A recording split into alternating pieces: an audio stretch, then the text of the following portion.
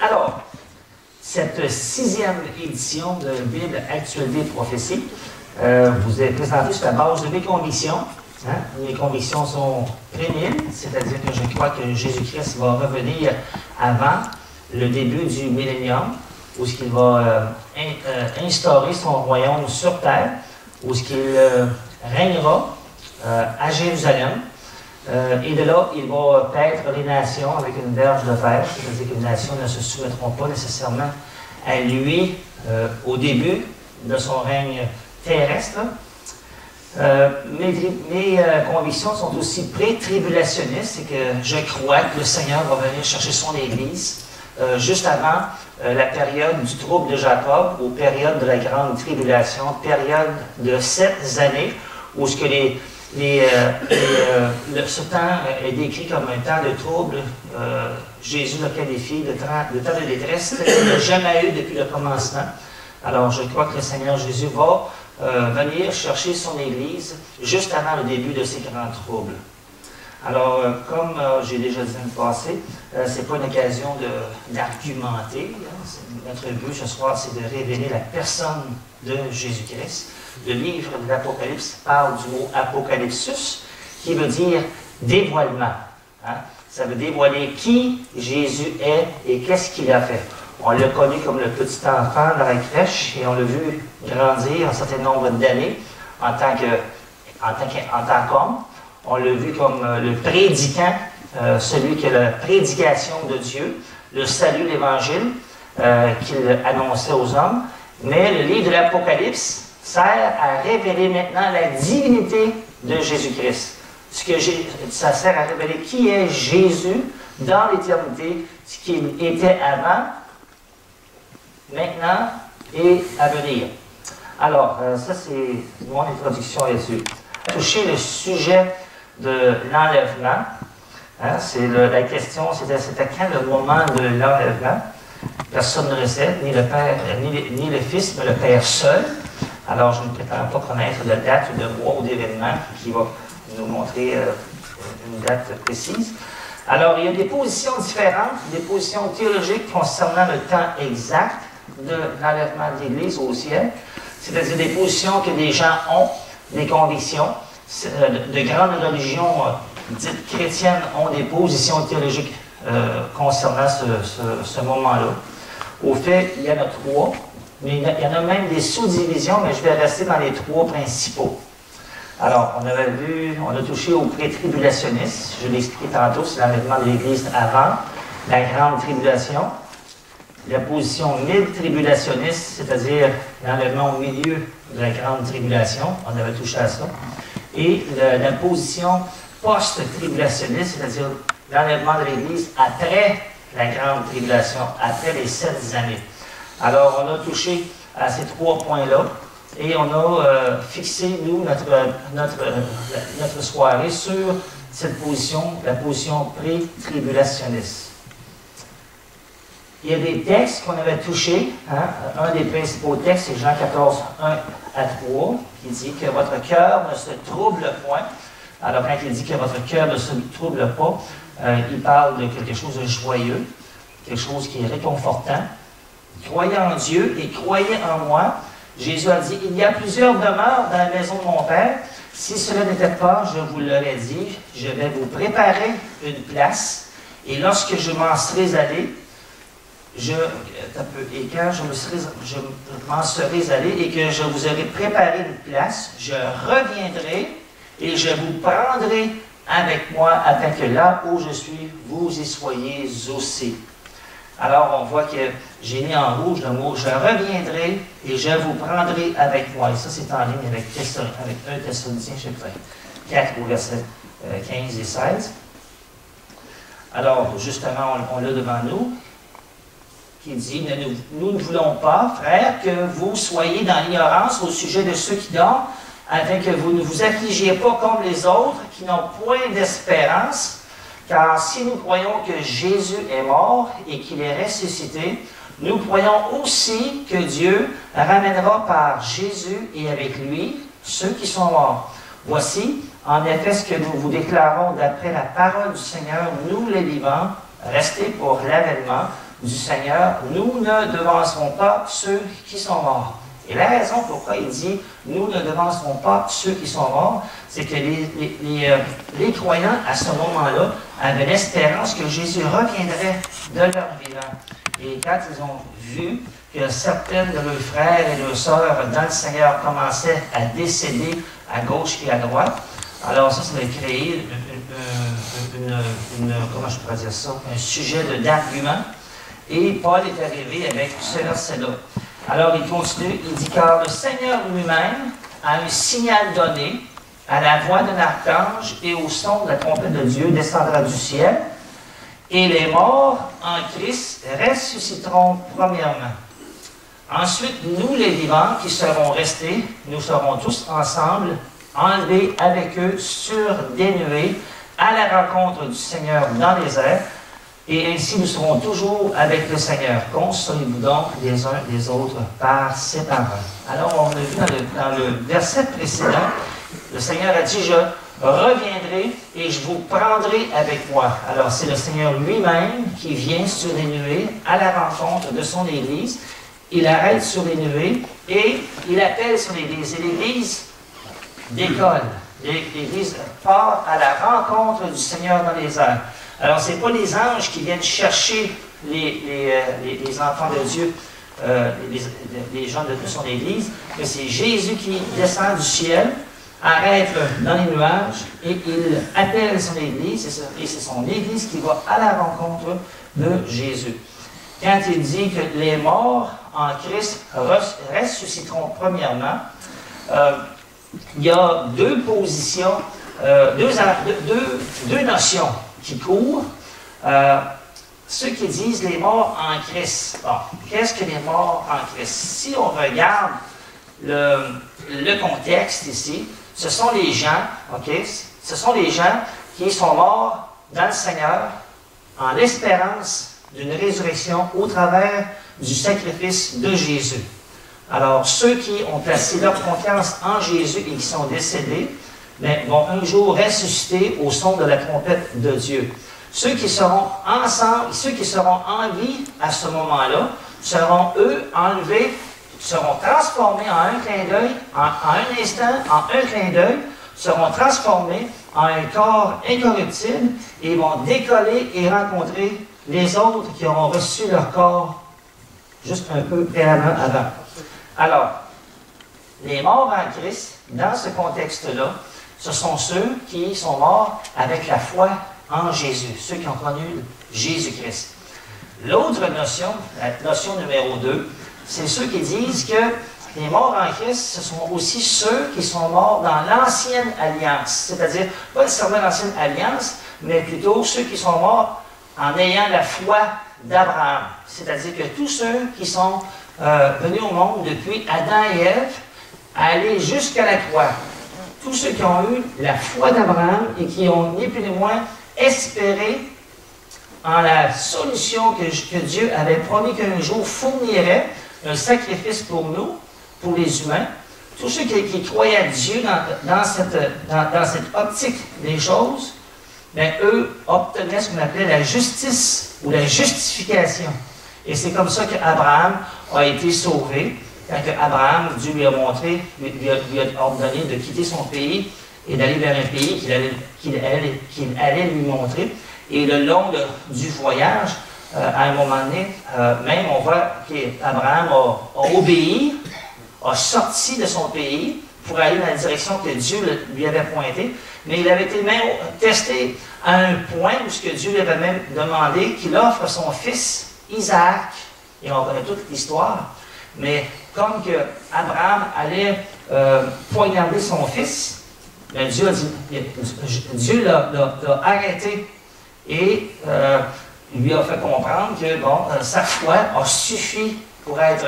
Et c'est pour ça que quand on dit que la foi d'Abraham, sa foi lui fut imputée à justice, tous ceux qui espéraient à la croix, bien, se sont retrouvés dans un état de justification, de salut. Ceux qui croyaient en Dieu ou qui croyaient en la promesse à venir. Alors, quand on parle de la deuxième notion, celle qui croit celle qui dit que les croyants de ceux qui étaient de la foi d'Abraham, avec ceux qui étaient morts en Jésus-Christ, on dit que ce groupe-là serait les morts en Christ. Mais je ne suis pas d'accord, ma position est sur la première notion, parce que dans le contexte de 1 Thessaloniciens 4, 13 à 18, ne parle pas de ceux qui ont la foi d'Abraham, mais parle de ceux qui sont morts en Christ, qui ont reçu Jésus pour le paiement de leur péché, du péché. Je pensais au mot péché cette semaine, puis c'est notre situation de péché qui nous condamne face à Dieu. Ce n'est pas les péchés en général qui nous condamnent, c'est notre condition de péché. Et cette condition-là, Jésus l'a réglée en mourant à la croix. Lui, l'innocent qui mourait pour nous, les coupables. Lui qui subissait la condamnation que nous tous méritions. Alors, sur ce, j'ai concocté un petit schéma. Bon, on voit ceux qui sont dans l'ancienne alliance, j'aurais dû appeler ça la foi d'Abraham. On voit la croix en rouge, et si nous remarquons que la flèche, la ligne verte est une flèche qui va vers le jugement du grand trône blanc, alors c'est la direction du temps. Alors on voit la croix en rouge, une période, le cercle où ce que j'ai écrit, le temps de l'Église dans lequel nous sommes actuellement, et à un moment donné, il va y avoir une trompette qui va sonner, qui va démarrer la période de tribulation de Jacob. On l'a vu par les 7 fêtes prophétiques en Israël. Et ce sera aussi en même temps la trompette qui va appeler l'Église au ciel pendant une période de 7 années où elle sera, premièrement, elle passera par le tribunal de Christ pour recevoir les couronnes et pour perdre aussi les récompenses, parce que le Seigneur va récompenser et ôter aussi les récompenses à des gens sans toucher à leur salut. Alors, tous ceux qui montent à ce moment-là ont déjà réglé la question du péché. Ils sont déjà sauvés. Mais au tribunal de Christ, c'est là qu'on rencontre la parabole des mines, entre autres, où ce que le Seigneur nous confie peu de choses, mais parce qu'on a été fidèles dans ces petites choses, il va nous donner de grandes responsabilités au ciel. Alors, le tribunal de Christ va servir à ça, à nous récompenser pour tout les choses, pour notre fidélité, pour ce que le Seigneur nous a montré de faire ici sur terre. Et quand le Seigneur nous a demandé de parler quand c'était le temps, on va voir aussi tous les résultats de cela. Alors, il va y avoir aussi à ce moment-là, suivant une fois que l'Église aura passé par le tribunal de Christ, il va y avoir les noces de l'agneau. Les noces de l'agneau. Alors, c'est là que l'épouse de Christ va être unie à son époux, qui est Jésus. Une grande cérémonie qui va se passer au ciel. Et après cette cérémonie-là, après un certain temps, nous reviendrons avec Jésus sur terre. C'est la flèche rouge qui descend vers la ligne verte. Et ça, c'est le moment où Jésus remet les 2 pieds sur le mont des Oliviers. Et c'est à ce moment-là que tous ceux qui sont morts depuis Adam et Ève, aller jusqu'à Jésus-Christ, c'est là qu'ils vont ressusciter. Ça, c'est ce que je crois, c'est la position que je tiens. Et les gens de ce temps-là, devant la croix, vont ressusciter seulement, seuls les justes de ce moment-là, d'avant la croix, vont ressusciter et rejoindre sur terre toute l'Église qui est revenue avec Jésus, et les gens qui sont décédés durant la grande tribulation, c'est-à-dire les saints martyrs, ceux qui auront passé au travers des 7 tribulations, la grande tribulation. Je m'excuse, des fois, mon cerveau ne suit pas ma bouche. Mais ceux qui vont mourir durant la période de grande tribulation vont ressusciter à ce moment-là quand que Jésus va remettre le pied sur le mont des Oliviers. Alors va débuter le millénium, et durant ce 1000 ans-là, tous les survivants de la grande tribulation, les sauvés seulement, vont rentrer dans le millénium avec leur corps charnel que vous et moi avons actuellement, et ils vont repeupler la terre. Ce sont leurs enfants qui vont un jour se rebeller à la fin du millénium, Et c'est là que nous aurons à ce moment-là la destruction finale des impies. Et le jugement du grand trône blanc va avoir lieu. Et c'est là que sera ressuscité tous les autres humains qui n'ont pas pris part à la première résurrection et qui n'ont pas pris part non plus à l'enlèvement.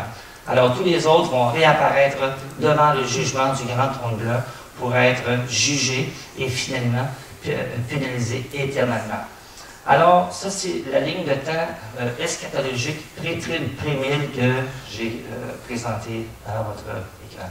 Alors, encore, l'autre notion, ceux qui avaient la foi d'Abraham et ceux qui avaient la foi en Jésus-Christ, les deux groupes qui regardaient à la croix un jour, on dit de cette notion, cette deuxième notion que je disais tantôt, que moi je crois qui est fausse, vont monter à l'enlèvement, mais comme je vous dis, je ne suis pas d'accord avec cette idée-là.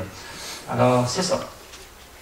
Alors, on s'en va. L'Apocalypse d'un coup d'œil. C'est le titre donné à la section que Bernard a concocté dans son livre. Alors la place dans le canon du livre de l'Apocalypse. Qu'est-ce que le canon? Bon, c'est un ensemble de livres reconnus pour 5 raisons. Il y a un test de 5 choses qu'un livre doit passer pour être reconnu comme étant un livre canonique. Alors, j'ai l'honneur d'avoir ici ce soir M. Beach. Alors, corrigez-moi si j'ai oublié quelque chose dans ce sens-là. Alors, un prophète ou un porte-parole en est l'émissaire. Alors, ça doit être quelqu'un qui est nommé prophète ou quelqu'un qui a été mandaté par Dieu lui-même. On doit reconnaître qu'une personne est mandatée par Dieu dans ce livre-là pour être reconnu comme un livre canonique. Mais il y a encore 4 autres raisons, 4 autres tests qu'il doit passer.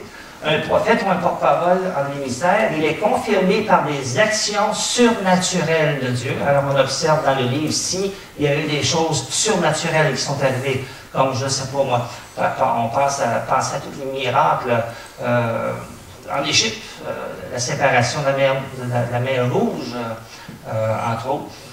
Est-ce qu'il y a eu des actions surnaturelles? Ça, c'est le test numéro 2, la question numéro 2 que l'on bombarde le livre. Est-ce qu'il annonce la vérité au sujet de Dieu? Et est-ce qu'il ne se contredit pas? Parce que Dieu ne se contredit pas. Hein? Alors, est-ce que le livre supporte la personne de Dieu? S'il y a une contradiction avec le reste des autres livres, il n'est pas reconnu comme un livre canonique. L'autre test qu'il doit passer, est-ce que la parole inspirée a la puissance transformatrice de Dieu pour changer les vies? Est-ce que ce livre-là va me porter comment je pourrais dire ça, à changer ma vie? Est-ce que ça va changer mes attitudes? Est-ce que ça va changer mes mauvaises habitudes? Est-ce que ça va m'emmener à vouloir désirer la sainteté de Jésus dans ma vie? Alors, ces 5 choses-là sont les 5 tests qu'un livre doit passer pour être considéré comme un livre canonique. Alors, les écrits sont reconnus par le peuple de Dieu. Un exemple, l'apôtre Pierre reconnaît les écrits de Paul dans la 2e épître de Pierre au chapitre 3, verset 16. Alors, l'apôtre Jean, qui est-il? Parce que c'est lui qui en est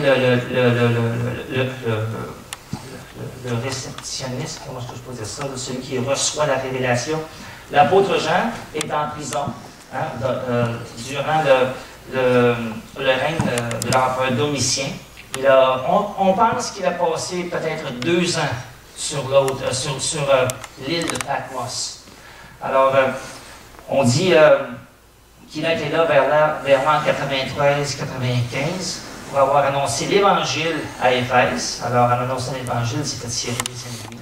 Alors, à un moment donné, on a décidé de le mettre sous les roues. Alors, il se nomme aussi l'apôtre que Jésus aimait beaucoup. Hein? Il y a des gens à cause de certains versets, on dit que Jean était l'apôtre que Jésus aimait beaucoup. Il était le dernier apôtre survivant. Hein? Il y a même une question, on dit peut-être que Jésus avait prophétisé sur sa longévité hein, dans l'évangile de Jean 21 ou verset 21. En le voyant, Pierre dit à Jésus, que celui-ci, Seigneur, que lui arrivera-t-il? Vous vous souvenez-vous de cet entretien-là? Et Jésus lui dit, « Si je veux qu'il demeure jusqu'à ce que je vienne, que t'importe, toi, suis-moi. » Alors, on a peut-être pensé qu'il y avait une allusion à cela. Patmos, c'est situé exactement là, sur l'écran, juste un peu en bas de la Grèce d'aujourd'hui. Et puis, Jean devait avoir près de 90 ans, je l'ai dit. Il avait été exilé sur l'île de Patmos, dans la mer d'Égée, entre la Turquie et la Grèce, à quelques 30 km au large de la côte. C'est là qu'il a reçu les messages pour les églises, les visions de l'avenir qui les attendent. Peut-être y était-il encore au moment de la rédaction, on ne sait pas. Alors, pour marquer l'endroit où Jean a été, 200 ou 300 ans plus tard, on a érigé cette prison juste au-dessus pour conserver le lieu. Alors, c'est la tradition, comment je pourrais dire ça, chrétienne dans le temps, du moment qu'on avait un lieu saint, on bâtissait une église pour préserver le lieu. Alors là, on a décidé de bâtir une prison pour marquer. On peut voyager et aller justement visiter cette prison, mais qui n'a rien à voir avec la prison de Jean du temps. Les destinataires et le but du livre d'Apocalypse, les destinataires, ce sont les 7 églises qui sont nommées Éphèse, Smyrne, Pergame, Thyatire, Sardes, Philadelphie et Laodicée. Alors, ce sont les 7 églises qui sont visées par les lettres. L'Apocalypse 6, ou la révélation de la personne et de la divinité de Jésus-Christ. Alors, quand on parle de l'Apocalypse 6, le mot grec, c'est imaginer que cette chose ici est une statue, on a mis une couverture par-dessus, et la personne qui est derrière cette couverte, c'est Jésus. Et en tirant sur cette couverte, on dévoile qui est derrière cela, qui il est, ce qu'il a fait, puis qu'est-ce qu'il veut nous dire, qu'est-ce qu'il va faire. Alors, le livre de l'Apocalypse fait exactement cela. Tantôt, je mentionnais qu'on connaissait le petit Jésus de la crèche. On a connu le Jésus lors de son ministère sur terre. Mais le livre de l'Apocalypse sert à révéler maintenant la divinité, la personne de Jésus, sa grandeur, sa splendeur. Il est le Dieu tout-puissant révélé dans ce livre. Alors, le livre de l'Apocalypse sert justement à cela. Il sert à révéler qui Jésus est en réalité et ce qu'il a toujours été aussi. Alors, nous l'avons connu sur son enfance en tant qu'homme et prédiquant la parole de Dieu. Maintenant, présenté en tant que Dieu tout-puissant, celui qui était, et qui est et qui sera toujours et éternellement. Il est sans commencement et ni fin de jour. C'est comme ça qu'on le présente dans le chapitre 1. Et on le présente aussi comme étant l'agneau et le lion de la tribu de Juda. On voit les deux côtés de la personne de Jésus, la personne humble, et maintenant on voit le Dieu tout-puissant. Alors, Jésus-Christ apparaît comme le dernier, comme le premier et le dernier, omniscient, omnipotent, éternel et porteur de la parole de vérité. C'est ça qu'on voit dans le chapitre 1. On parle aussi de 7 attributs, entre autres. On parle du lion, le pouvoir royal, le rejeton d'une racine, c'est-à-dire la descendance de David, c'est une expression. Le cavalier, on le voit aussi comme étant le cavalier sur le cheval blanc, qui revient avec puissance et gloire au chapitre 19. On le voit aussi comme l'agneau immolé, victime pour le rachat de l'humanité.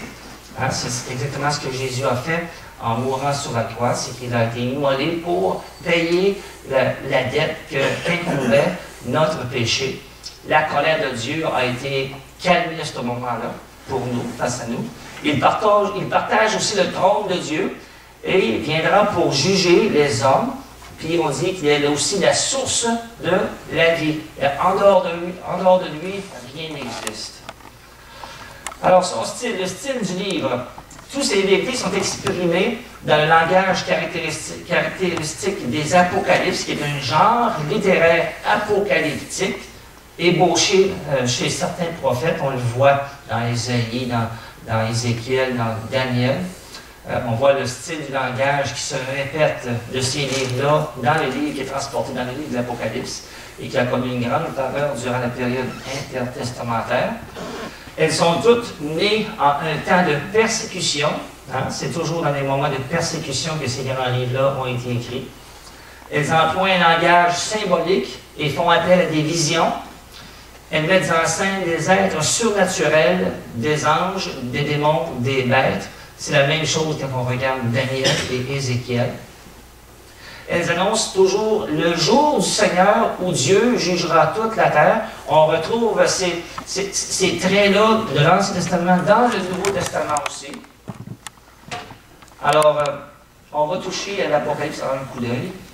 Alors, là, ce soir, on va seulement toucher le côté des sceaux, parce que le côté des sceaux est assez élaboré. Le côté des trompettes est très élaboré et le côté des coupes sont très élaborés. Alors, on va sauter dans le sujet. Bon, il y a des circonstances de l'apôtre Jean. Hein? Jean fut ravi en esprit au jour du Seigneur et j'entendis derrière moi une voix forte comme le son d'une trompette qui disait « Ce que tu vois, écris-le dans un livre et envoie-le aux 7 églises. » Et il les nomme à Éphèse, à Smyrne, Pergame, Thyatire, Sardes, Philadelphie et à Laodicée. La description physique inimaginable de Christ, c'est-à-dire que Jean voit Jésus comme quelqu'un qui ressemblait à un fils d'homme, vêtu d'une longue robe et ayant une ceinture d'or sur sa poitrine. Et quand on parle de la robe et de la ceinture d'or, cela est la caractéristique du grand sacrificateur que Jésus est. Celui qui a officié le sacrifice de son propre corps, de son propre sang, pour que nous ayons la vie éternelle. On voit dans cela ce sacerdoce. Sa tête et ses cheveux étaient blancs comme de la laine blanche. Alors, on parle de l'ancien des jours, celui qui est Dieu, l'Éternel, le Tout-Puissant. Et ses yeux étaient comme une flamme de feu. Hein, quand on parle de ses yeux étaient comme une flamme de feu, on parle des yeux qui sont perçants, qui voient tout, rien n'est caché, tu ne peux pas le tromper. Alors, il a des yeux perçants. Il voit au travers, au fond des choses. Alors, Jean reçoit l'ordre aussi d'écrire les choses qu'il voit là. Alors, les choses que tu as vues, et celles qui sont, et celles qui doivent arriver après elles. Bref, le message aux 7 églises qui, de là aussi, maintenant rejoignent toutes les autres croyants de la terre. Mais les destinataires, le point de départ était les 7 églises. Et on n'a pas le temps de rentrer dans chacune des thèmes. Christ et son jugement sur la terre. Hein? Le lieu où Jean reçoit la révélation de ce bout-là, à partir du chapitre 4, au verset 1 et 2, c'est au ciel. Alors, il y a la vision du trône céleste, hein? Il y a l'adoration de Dieu, il voit l'adoration des anges qui adorent, et l'adoration de l'agneau. Il voit aussi la section de la grande tribulation, qui est à partir du chapitre 6 à 16. Nous retrouvons les 3 sections principales, les 7 sceaux. Nous retrouvons la section suivante des 7 trompettes et la dernière section des 7 coupes. Alors, ce sont 3 sections très importantes qui parlent du jugement de Dieu qui va s'opérer sur la terre pendant ces 7 années-là. Alors, on parle des sceaux. Le premier sceau, début du grand trouble de Jacob. Hein, on voit ça dans Daniel au chapitre 9, verset 27, parce que le livre de Daniel et le livre de l'Apocalypse, ce sont 2 livres qui doivent être consultés et lus pour pouvoir comprendre l'ensemble des prophéties concernant la fin des temps. Alors, vous avez le premier sceau, le cheval blanc. L'Antéchrist arrive sur scène via l'Union européenne. J'aimerais vous développer ça, mais je n'ai vraiment pas le temps. Mais l'Union européenne, selon moi, et un grand nombre d'exégètes, on croit que l'Union européenne est réellement le siège romain de l'Empire final. Alors, il y a un traité de paix qui se fait. Hein? Un traité de paix. Les termes sont simples. Dans le traité de paix, on parle de 7 années. Il y a quelqu'un qui va venir, un homme, la parole de Dieu l'appelle l'homme du péché, l'impie, qui va se glisser à un moment donné pour proposer un plan de paix entre Israël et les nations arabes et le monde entier. Alors, moi, je crois que cela va coïncider avec le moment de la guerre de Gog et Magog, où la Russie et les nations qui sont mentionnées dans le livre d'Ézéchiel au chapitre 38 vont s'assembler et vont venir contre Israël.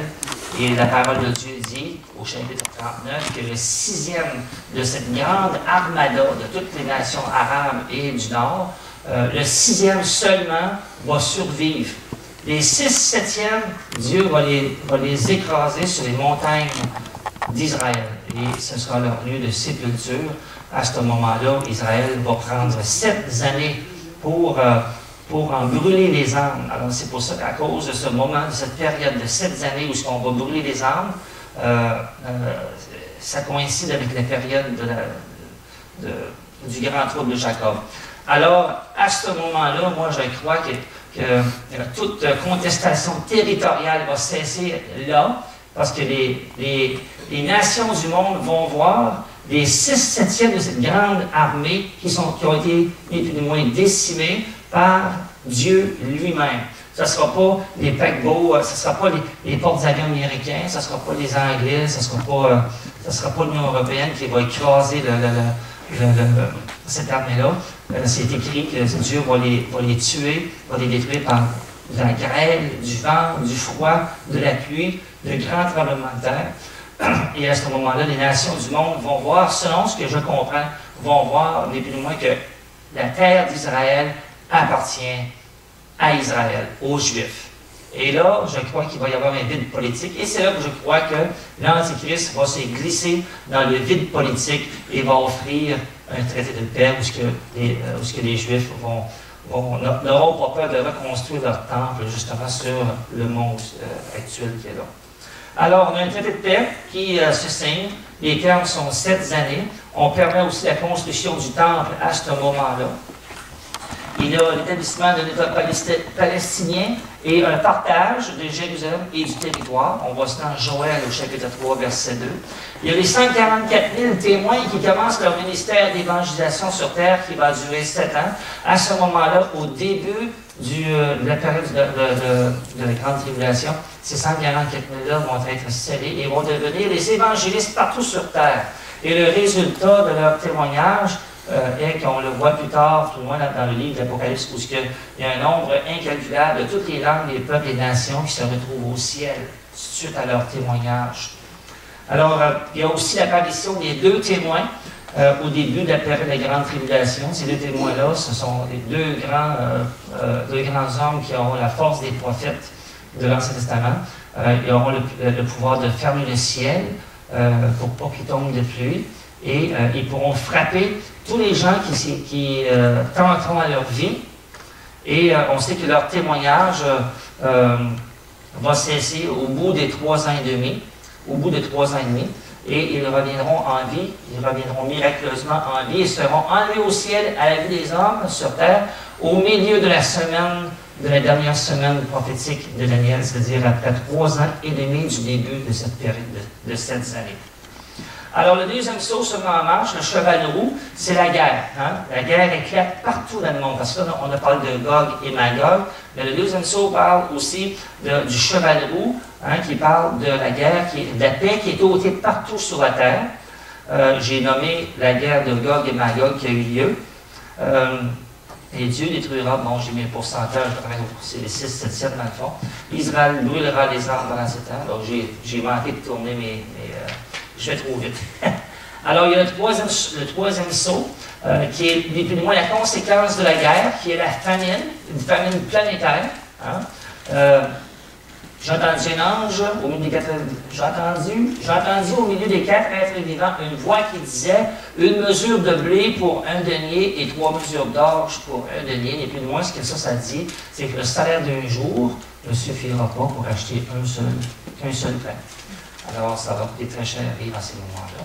Et suite à ça, suite à la famine, la conséquence de la famine, le 4e saut, qui est le cheval pâle, qui est la mort. Et le corps des habitants de la terre sont tués par la guerre, la faim et les bêtes sauvages. Le 5e saut, il y a le martyre mondial des chrétiens, de ceux qui sont là, des chrétiens et aussi des juifs. Quand il ouvrit, mais ici, non, excusez-moi, c'est des chrétiens à ce moment-là. Quand il ouvrit le 5e sceau, j'ai vu sous l'autel les âmes de ceux qui avaient été immolés à cause de la parole de Dieu et à cause du témoignage qu'ils avaient rendu. Hein, ils ont été, ni plus ni moins, le résultat de conversion des 144 000 évangélistes qui évangélisent partout sur Terre à ce moment-là. Alors, on est rendu tout près de début de la deuxième année, à peu près. Quelque part, la deuxième, troisième année, l'Antéchrist transfère son siège d'autorité de Rome à Jérusalem. À un moment donné, il va passer de l'Union européenne et il va déménager à Jérusalem même. Des nouvelles, bon, on sait qu'il va y avoir des blocs, on avait touché à ça, on avait touché il y a 2 semaines à ce sujet-là un peu. Je vous avais mentionné qu'il y avait un bloc du Nord qui viendrait contre l'Antéchrist, il y avait un bloc du Sud, un bloc du Midi qui est le bloc arabe qui viendrait contre eux, et il serait défait. Il va réussir à défaire l'armée arabe qui va monter contre lui. Et une fois qu'il aura réussi à les battre encore, il va entendre des rumeurs qu'une armée de l'Est va venir vers lui. Alors, il va avoir, à un moment donné, il va déménager son trône d'autorité de l'Union européenne, moi je le nomme, on dit Rome, et il ira directement à Jérusalem. Des nouvelles de l'Orient et du Septentrion viendra l'effrayer. Il partira avec une grande fureur pour détruire et exterminer des multitudes. Il dressera ses tentes de son palais, dans Daniel c'est écrit ça, il dressera les tentes de son palais entre les mers vers la glorieuse et sainte montagne. Après 3 ans et demi, on est rendu au milieu de la semaine, il y a une question d'une guerre dans le ciel. Satan est expulsé, ainsi que le ciel et ses anges qui l'ont suivi sont confinés à la terre. Il est animé d'une grande colère. Malheur, le verset dit « Malheur à la terre et à la mer, car le diable est descendu vers vous, animé d'une grande colère, sachant qu'il a peu de temps. » Et quand on dit la terre et la mer, on parle des hommes. Alors, à un moment donné, quand il sera finalement expulsé, parce qu'actuellement, il a un accès auprès du trône, il peut aller au ciel et nous accuser jour, soir, nuit. Hein, quand il a vu John dans ses meilleurs moments, il va monter au ciel, il va dire « As-tu vu John? Hein? » Mais Jésus, là, qui est notre avocat, hein, il va se lever et il va dire « Oui, mais il dit, j'ai versé mon sang pour John. » Alors, c'est payé, c'est effacé. Tu sais. Il repart. Puis il y a 7 jours, soir et nuit comme ça. Mais à un moment donné, il va être expulsé à toujours et à jamais du ciel et il n'aura pas d'autre choix que de venir ici sur terre. Alors, ces derniers se vengeront sur Israël. À ce moment-là, on parle vraiment, ça va être horrible concernant le peuple juif. Ils vont partir contre eux autres et le restant d'eux autres. Alors, le 6e et 7e sceau.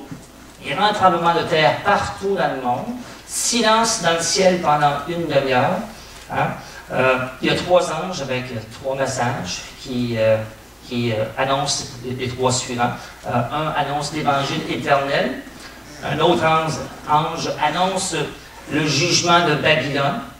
Hein? Et l'autre annonce le jugement sur tous ceux qui adorent et qui reçoivent la marque de la bête. Alors, quand on parle du 6e sceau, le 6e sceau, à ce moment-là, on se souvient que c'est là que le ciel va s'ouvrir. Le ciel va s'ouvrir comme un rouleau. Et là, il va commencer à voir, les gens vont être effrayés de voir les astres célestes impliqués dans ces grands signes-là. Les hommes qui ne croient pas en Jésus à ce moment-là vont commencer à y croire. Vont commencer à craindre Dieu, mais ils vont plutôt craindre la colère de Dieu, parce qu'à ce moment-là, ils vont crier aux montagnes et aux rochers de tomber sur eux. Ils vont se cacher dans le creux des montagnes et des rochers, et ils vont espérer qu'ils soient ni plus ni moins anéantis pour ne pas faire face à la colère qui va venir, parce que là, ils réalisent à ce moment-là aussi que Jésus est sur le point de revenir. Le ciel s'est ouvert comme un rouleau, mais Jésus ne revient pas immédiatement à ce moment-là, et ça demeure comme ça. À la vie des hommes. Alors, on a l'actualité. Alors, ça va juste changer le momentum. Au début, je disais que cette semaine, c'était une grosse semaine au niveau de l'actualité. Alors, dans les événements d'hiver que j'ai remarqué, on parle du 8 novembre 2011.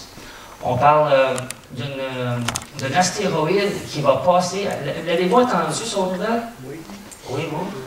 Il y a un astéroïde qui va passer au tiers de la distance entre la Lune et la Terre. C'est-à-dire qu'à un tiers de la distance pour aller à la Lune, il y a un astéroïde grosse comme 4 terrains de football. On parle de son diamètre équivalent à 4 terrains de football qui va passer tout près.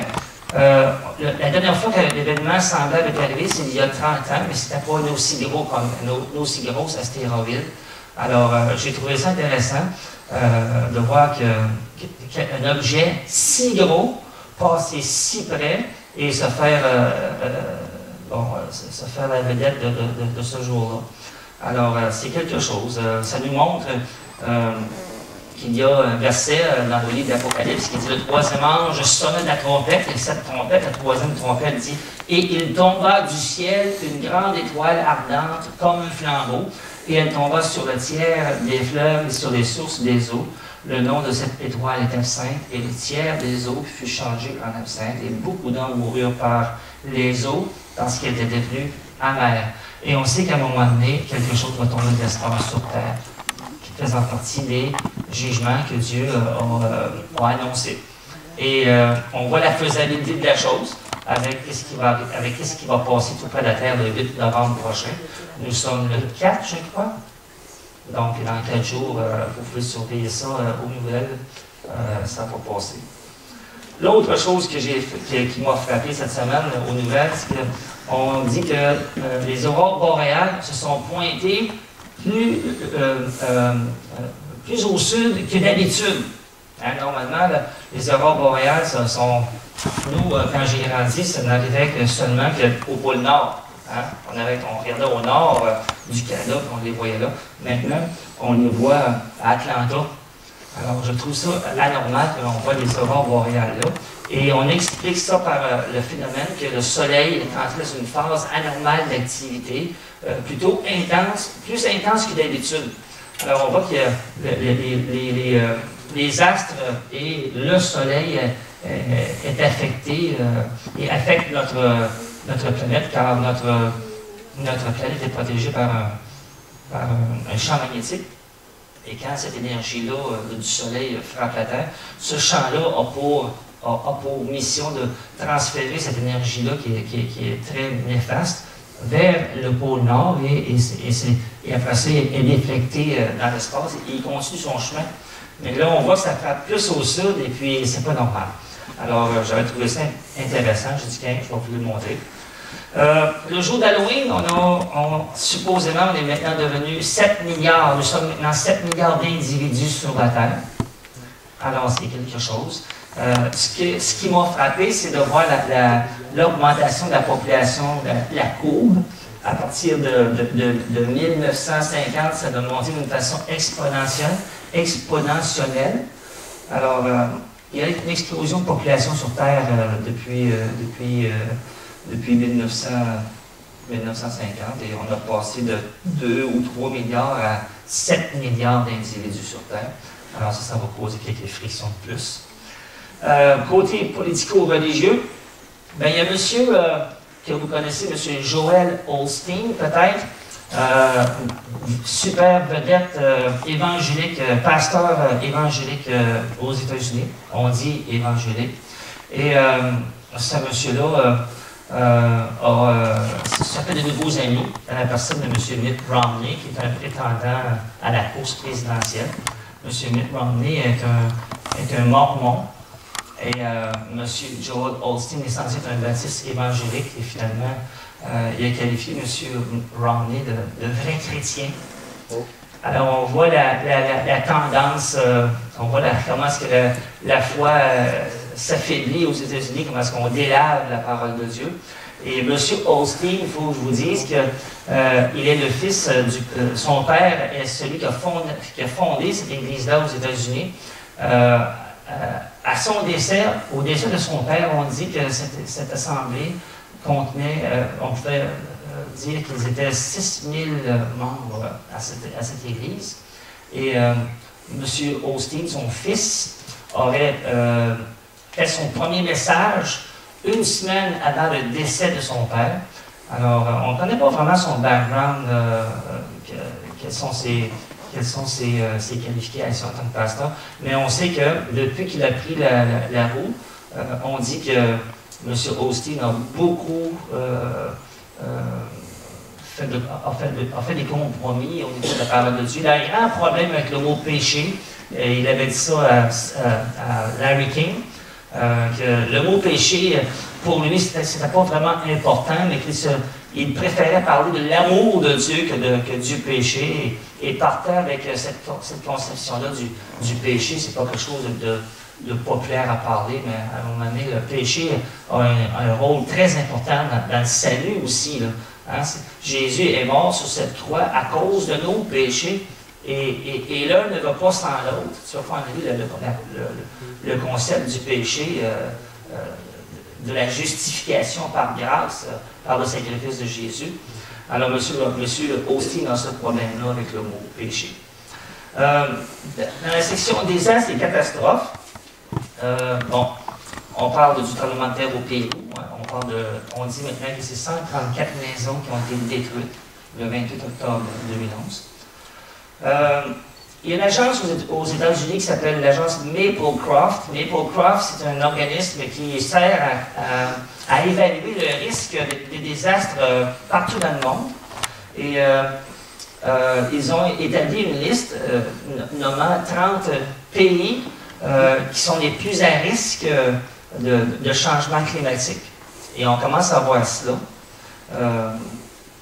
Ils ont établi une carte géographique, et les régions en bleu sont les zones à haut risque de catastrophes causées par le réchauffement climatique qu'on voit un peu partout, les effets de cela, les tempêtes de neige, les moussons inhabituels, les pluies inhabituelles, les sécheresses inhabituelles.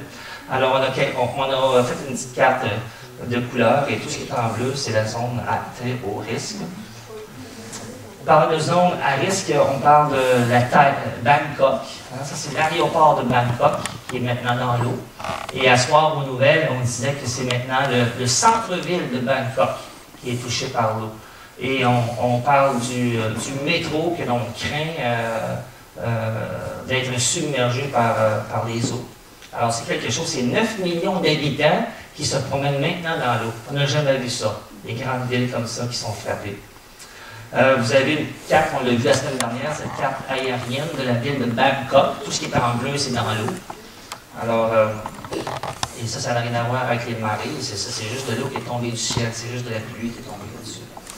Alors, côté technologique, il y a à l'Halloween, hein, cette semaine, c'est à l'Halloween, on pouvait, excusez le terme anglais, on pouvait downloader dans nos ordinateurs un programme gratuitement où on pouvait rentrer le numéro de téléphone cellulaire d'un enfant ou d'une personne, et on pouvait la suivre pas à pas du confort de la maison en regardant son Internet, son ordinateur.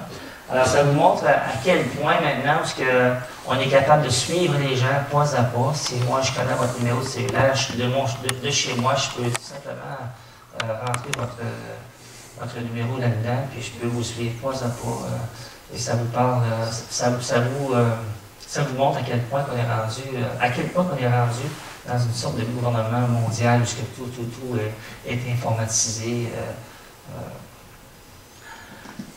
Une autre nouvelle qui est sortie cette semaine, c'est qu'il y a des comment on pourrait dire ça, des gens de la royauté en Arabie Saoudite qui ont maintenant offert jusqu'à 900 000 de récompense pour quiconque capture un soldat israélien. Parce que quand on a libéré Gilad Shalit, quand on a libéré Gilad Shalit, je ne sais pas si je le dis bien, on a offert en échange 1000 terroristes pour sa libération. Alors, les Arabes ont vu dans cela une occasion d'en libérer d'autres. Alors, on a offert 900 000 $ à quiconque irait à la chasse aux Juifs et les amènerait là pour justement les échanger contre d'autres Palestiniens terroristes. Alors, c'est quelque chose. Market Watch, qui est moi je pourrais dire un surveillant boursier, la bourse, on est plus ou moins rapporté l'arrivée rapporter l'achat d'une très grosse commande, excusez-moi, on rapporte que Positive ID là, a reçu une commande de l'armée israélienne pour des puces qu'on a vu il y a quelques semaines sur une vidéo, implantables dans la main. Hein? Comme ça, si un soldat juif se fait enlever, mais ça ne prendra pas 5 ans pour le retrouver. On va le retrouver dans l'heure suivante et le libérer de ses capteurs, de ceux qui l'ont enlevé. Alors, cette compagnie-là a mis à la bourse une action que l'on peut acheter. Et je peux vous dire que si vous voulez une bonne action à acheter, c'est celle-là. Celle-là va exploser. Alors, eux, ils confirment que ces gens-là ont reçu une grosse commande de l'armée israélienne pour la production de puces électroniques. Géopolitique. On parle d'un référendum le 4 décembre. On parlait de cela hier. Aujourd'hui, ça a changé. On n'est plus sûr. Parce que là, en Grèce, le premier ministre, Papandréou, a demandé un référendum. Mais avant son référendum, il doit passer un vote de confiance. On ne sait pas si au souper, je ne savais pas encore le résultat, s'il a survécu à ce vote de confiance en chambre aujourd'hui. Il a survécu. Et, pardon? Il a survécu. Il a survécu. Alors, là, maintenant qu'il sait qu'il est désiré dans le Parlement, on ne sait pas encore parce que certains disent oui, il va y avoir un référendum, d'autres disent non. Alors, c'est pas clair encore si le référendum va avoir lieu, mais si un référendum devait avoir lieu en Grèce concernant l'offre que l'Union européenne fait pour sauvegarder l'Union européenne et la Grèce et l'Italie et l'Espagne, bon, pour régler la question, il faut que l'on décide si on va avoir un référendum ou pas. Et s'il y a un référendum, le résultat est connu déjà d'avance, c'est-à-dire que l'offre va être rejetée, l'Union européenne va devoir larguer à ce moment-là la Grèce et probablement larguer aussi l'Espagne et l'Italie. 3 membres fondateurs de l'Union européenne, 3 des 10 premiers qui étaient dans le groupe. Alors, c'est à surveiller en fin de semaine, dans les jours qui vont suivre, parce qu'aujourd'hui se termine le meeting du G20 à Cannes. Je m'excuse. Alors, il est prévu, bon, j'ai tout expliqué ça, les conséquences économiques de l'économie planétaire seraient grandes, parce qu'à ce moment-là, on irait vers le crash, on irait vers un crash mondial. Il est dit qu'une récession mondiale pourrait fort probablement s'ensuivre, et c'est le cas qui va arriver si il y a un référendum. S'il n'y a pas de référendum, c'est juste reporté. Adhésion de l'autorité palestinienne à l'UNESCO, on a vu ça cette semaine aussi. Washington coupe les vivres à l'UNESCO. Washington, normalement, au mois de novembre, verse 60 millions à l'UNESCO pour sa part, pour sa contribution aux arts et à la science dans cette agence de l'Union des Nations Unies, je m'excuse. Les Nations Unies ont plusieurs petites agences et dans une de ces agences, une des principales des grosses, c'est l'UNESCO. Alors l'UNESCO a voté de recevoir l'autorité palestinienne en tant que membre siégeant. Et normalement, un membre siégeant de l'UNESCO doit être en premier un État. Et qu'est-ce qui est particulier, c'est que l'autorité palestinienne n'est pas un État, mais une entité politique. Alors on a tordu les règlements pour permettre à l'autorité palestinienne de devenir membre siégeant en tant que nation. Alors moi je vois ça comme un test au futur vote qu'il va y avoir en Chambre des Nations Unies, quand je pense qu'ils sont 173 ou 175 membre aux Nations Unies, et seulement une majorité peut déclarer l'autorité palestinienne comme étant une nation. Alors, c'est un test. On regarde ce que la Chambre en bas va faire pour voir, on tâte le pouls.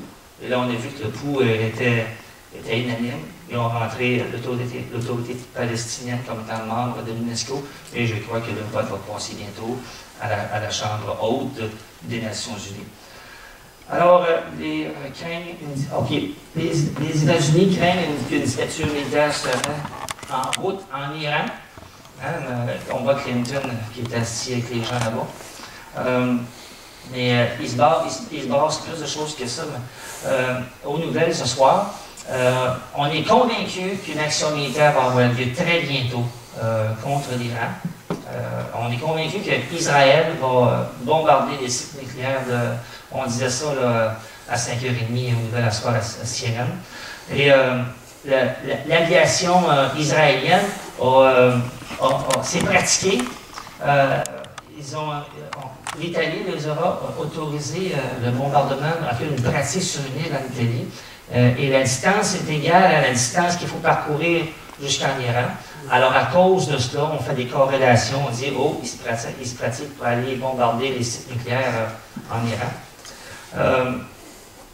On a vu que, bon, on a aussi dit que les sanctions économiques ont eu un effet pervers, celui d'avoir renforcé l'État iranien. On a pensé que ça affaiblirait la nation, puis finalement, ça a galvanisé la population. Et la population est réellement derrière le programme nucléaire iranien. Il y a des menaces de représailles contre Israël et les États-Unis si une attaque était lancée contre l'Iran. Alors l'Iran riposte, ils disent cela, que si on essaie quelque chose chez nous, il y aura des dommages, de grands dommages, heavy damage, si Israël attaquait. L'Angleterre aussi se prépare de la guerre. Cet article-là disait la marine se met en route pour assister les États-Unis dans le cas d'une attaque contre l'Iran. On attend les tambours de guerre constamment là-dessus. On a aussi découvert en Syrie la reprise de réfection de réacteurs nucléaires. Et ça, c'est surprenant. On n'avait pas pensé qu'il y avait... Parce que je ne me souviens plus en quelle année c'était. On avait bombardé un réacteur et tout cela a été mis... ça s'est fait sur la couverte médiatique. On n'a pas entendu vraiment parler. Mais les ruines de ça ont été relevées apparemment. Et l'Agence internationale de l'énergie atomique fait justement un rapport là-dessus. Et on a découvert qu'il y avait une menace qui se bâtissait là, un réacteur nucléaire. Alors, on ne pensait pas que la Syrie était en train de bâtir, dans le grand secret, d'une filature de textile. On a caché ça sous la couverture d'une industrie de textile. Et je croyais avoir la photo de cela. Je croyais qu'on avait la photo de cela. Alors, il y a monsieur... Excuse. Il y a M. Assad qui avertit aussi l'Ouest, qui dit que si l'Ouest, en parlant de nous, si on interférait là, dans leur pays, en Syrie, il y aurait un tremblement de terre. Il parle avec des mots imagés. Là. Alors, un grand tremblement de terre au Moyen-Orient. Alors, il y a des menaces qui fusent de la Syrie aussi. Je parle du dossier du Muslim Brotherhood, parce que le Muslim Brotherhood, c'est un organisme musulman qui est derrière les révolutions que vous voyez sur la carte dans tous ces pays-là. Et ça va galvaniser. Si jamais Israël attaquait l'Iran dans les jours qui suivent, tous ces gens-là, qui sont les ennemis d'Israël, pourraient à ce moment-là se réunir et préparer la prophétie du chapitre dans Ésaïe, ou Psaume 83. C'est-tu Psaume? C'est Psaume 83, où ce que l'on parle d'une confédération. Ils sont tous confédérés contre Israël, puis là, il les nomme. Et si Israël attaquait l'Iran demain matin, ou dans les jours qui suivent, ça va être très intéressant de voir ce qui va se passer. Toutes ces nations-là qui ont subi des révolutions islamistes. Le psaume 83, entre autres, dit ceci. Ô Dieu, ne reste pas dans le silence, ne te tais pas, ne te repose pas. Ô Dieu, car voici tes ennemis s'agitent, ceux qui te haïssent lèvent la tête, ils forment contre ton peuple des projets de pleine ruse et ils délibèrent contre ceux que tu protèges. Ils disent, venez, disent-ils, exterminons-les du milieu des nations et qu'on ne se souvienne plus du nom d'Israël. Ils se concertent tous d'un même cœur et ils font une alliance contre toi. Et là, il les nomme. Alors, on sait qu'il va y avoir une confédération. Certains ont dit que la Ligue arabe est cette confédération qui se forme et qui se lève tranquillement pour vivre de ces révolutions islamistes. Alors, on voit ça en marche. On parle qu'ils ont aussi une très grande influence. Le jour qu'ils ont visité la bande de Gaza cette semaine, le lendemain, il y a eu un cessez-le-feu.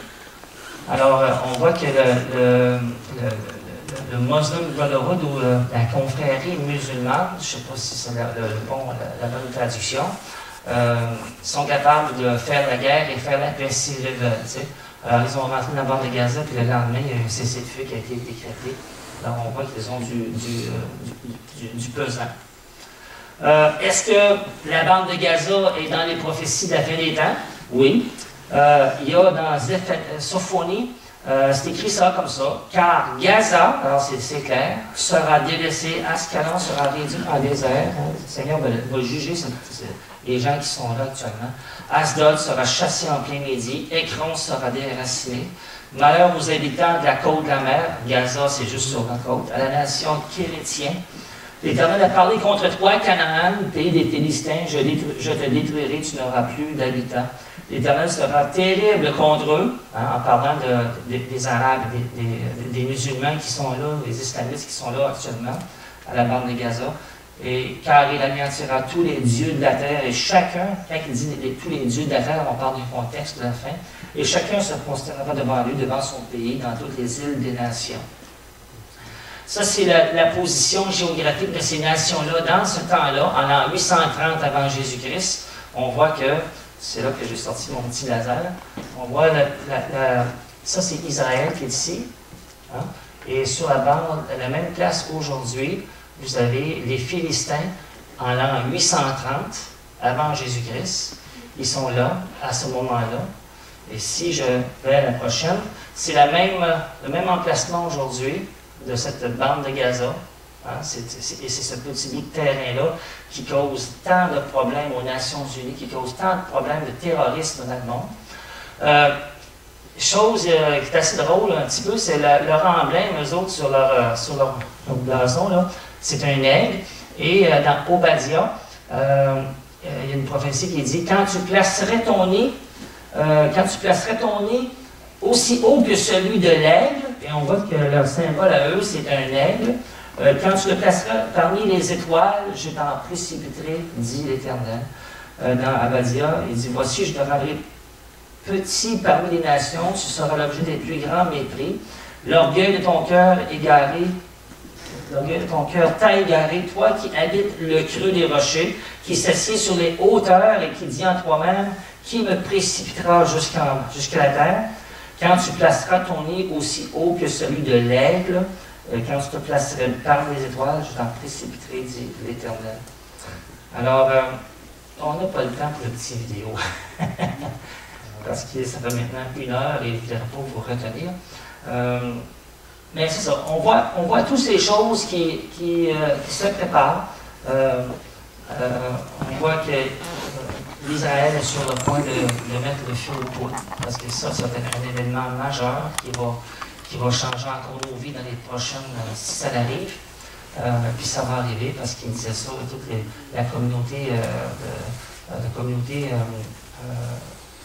Intelligence Gathering, j'ai la misère à traduire ça en français, là, tous les gens qui sont impliqués dans le recueil d'informations concernant l'Iran, sont toutes à buzz, ce qu'ils disent ce soir, c'est-à-dire que les téléphones sont rouges et on est convaincu que ça va avoir lieu. Et si ça a lieu, ça va changer encore notre vie. Hein? On peut regarder le contrôle du pétrole, la distribution du pétrole qui se fait justement dans le monde, une très très grande partie passe par le traité d'Ormuz. Et l'Iran contrôle actuellement, c'est les États-Unis qui ont des bases militaires tout le long de cela, mais advenant une guerre, M.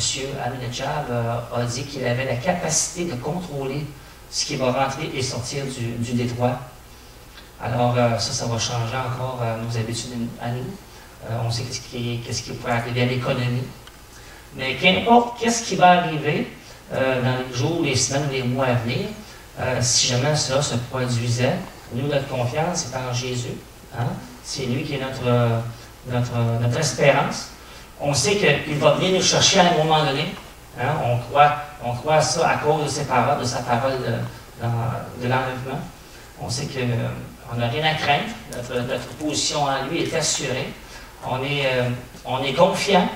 On n'est pas... le Seigneur a dit quand ces choses commenceront à arriver, il dit levez vos têtes, hein? Pas pour regarder les étoiles, mais dans le sens d'être encouragé parce qu'on sait qui est au contrôle de tout cela. On sait qu'il a payé la dette de nos péchés, que nous sommes ses enfants, que rien ne peut nous arriver tant que lui est au contrôle. Alors, c'est un petit mot d'encouragement parce que c'est quand même un peu déprimant de regarder ça. Moi, ça m'encourage parce que ça crée une joie de vouloir marcher à tous les jours, de me lever et de lever le poing dans les airs et dire merci Seigneur pour une journée de plus. Merci pour les occasions que tu nous donnes. Merci pour l'Église que tu me prêtes, les frères et les sœurs. Merci pour la mission que tu me donnes. Merci pour les projets que tu as formés pour moi. Que je suis capable de marcher et d'être encouragé et de louer son nom au travers de toutes ces choses. Et je sais qu'un jour, il va revenir, et c'est, moi je dis souvent dans mes courriels, gardez les yeux sur le prix. Hein? C'est ça qui est important. Parce que ça va durer juste un petit court moment à ce qu'on vit actuellement. Mais qu'est-ce qui va venir par après, ça va toucher notre éternité et tout ce qu'on aura fait ici sur terre. Hein? Le Seigneur dit, nos œuvres nous suivent. Hein? Puis après ça, il va nous récompenser. Puis, qui sait qu'est-ce qui nous attend comme récompense? Moi, je ne peux pas vous dire exactement avec quoi il va nous récompenser. Il va-tu nous... Parce qu'on va avoir une carte de guichet éternel. C'est quoi qu'il va nous donner? Mais il va nous donner quelque chose qui va nous garder occupés pour l'éternité.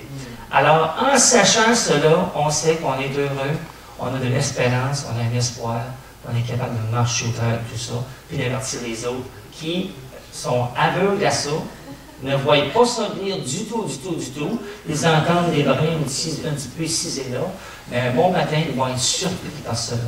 Parce que le Seigneur a dit que quand ça va commencer à arriver, ça va arriver par succession rapide et intense.